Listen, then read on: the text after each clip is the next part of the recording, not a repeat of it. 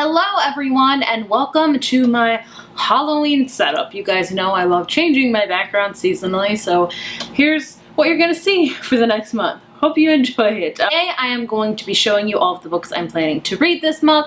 Like last month, I'm also participating in another readathon. The readathon I am participating in this month is the Spookathon, which is happening the third week of October. I participated in it last year as well and really enjoyed it. So I'm not going to show you every single book I'm planning to read because I do have a set TBR for the Spookathon. We have it next week, so stay tuned for that. So I'm going to show you all the books I'm planning to read outside of the Spookathon. So I hope that makes sense. So you have 2 TBRs this month, again, kind of like last month because I'm participating in a readathon. I'm going to show you today, I think, 5, maybe 6 books that I'm planning to read outside of the Spookathon. I hope that makes sense.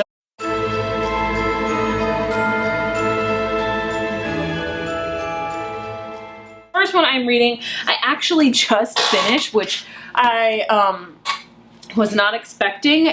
I'm filming this like the second day of October and I've already finished it. It took me 2 days to read it.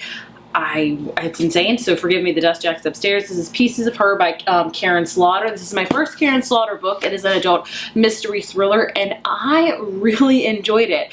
I've heard Karen Slaughter can be quite gory, quite intense.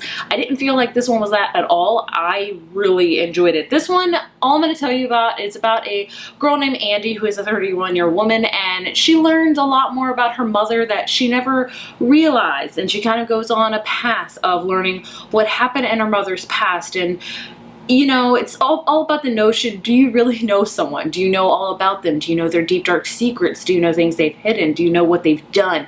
It's kind of got that effect. So I really liked it. I was surprised by how much I liked it because I thought it was going to be a lot darker than it was.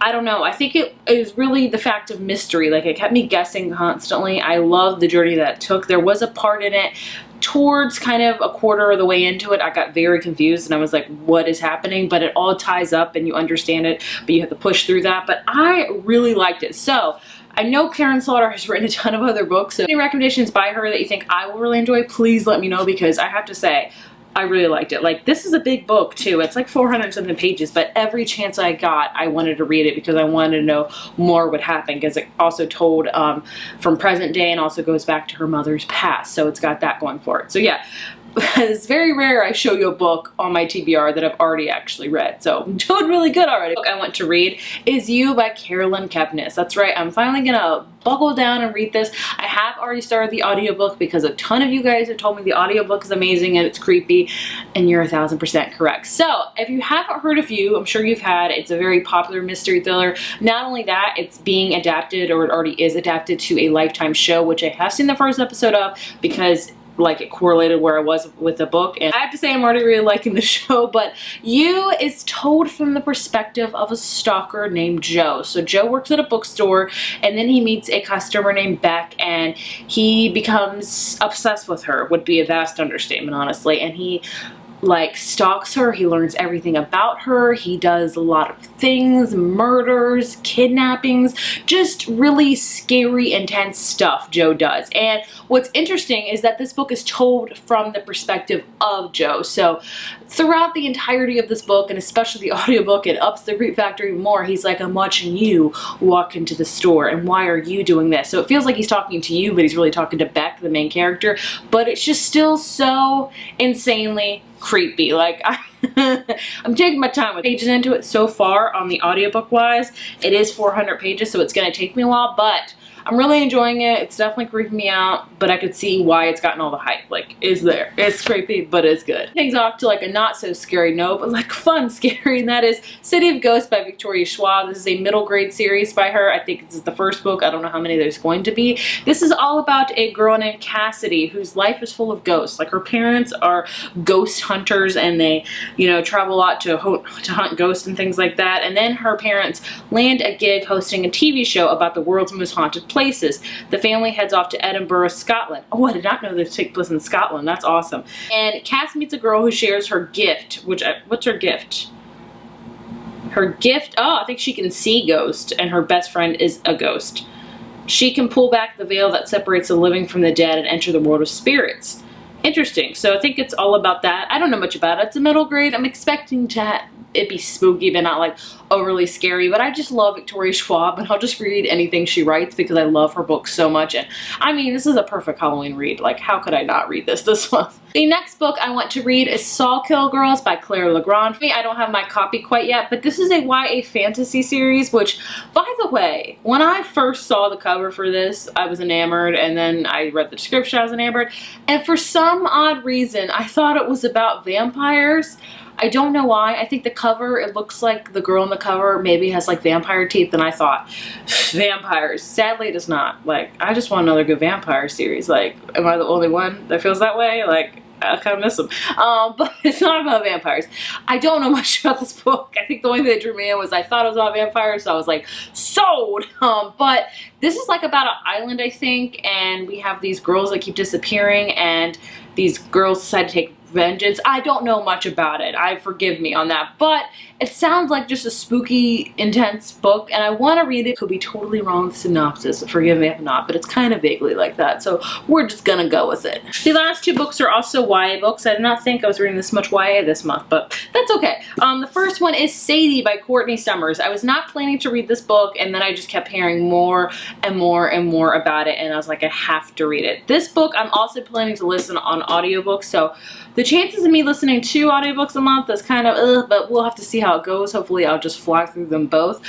This one is about, it's like told also in kind of different alternating timelines. So we have Sadie, and Sadie goes missing after her younger sister is brutally murdered, and no one knows why she's going missing, but Sadie's actually going after the person who killed her sister because she knows who it is, and everyone's trying to figure out where's Sadie. And then a popular radio personality, Wes McCrae, receives a desperate phone call imploring him to try to find Sadie, and first he's not interested into it, and then he keeps hearing more about it, and he decides to start a podcast about it, or like put it on his podcast. And so basically this book is told like alternating through transcripts of the podcast of trying to find Sadie, and also Sadie trying to hunt down the killer of her sister. So I've heard the audiobook for this one is amazing because you actually get to hear the podcast, which I love. It's also being compared to like the podcast Serial, which I love. First season was amazing. Still haven't listened to the first couple episodes of season 3. Horrible. But either way, it sounds amazing. Sounds like it's going to be a very intense book. I've heard there's a lot of trigger warnings in this book for like rape,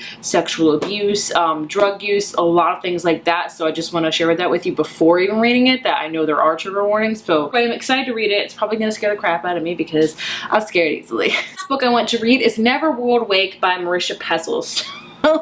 I'm going off another tangent here. When I got this book, you know, I thought, oh, mountains, beautiful. And then literally the other day I was looking at it and I was like, oh yeah, that's a face.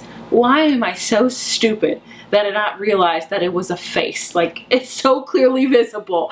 I'm sorry, I'm looking at the monitor because I'm like, how can I not see that it's a face? Oh, I feel so stupid. So this book is, I've heard it's like not spooky, but it's kind of just very odd. It's about a girl named Patrice who is returning to Wincroft, the seaside estate where they spent so many nights sharing secrets, crushes, and plans to change the world, hoping she'll get to the bottom of the dark questions gnawing at her about Jim's death. So, so Jim died and was actually her boyfriend, and so she goes back and she tries to figure out what happens. And I think what basically happens is it's hard to explain. I've heard the synopsis is not telling you much, but I've heard it's kind of like a time loop, like a kind of Groundhog Day where they have to keep reliving the same maybe Jim's death over and over again until they learn more about it or they figure out the answers.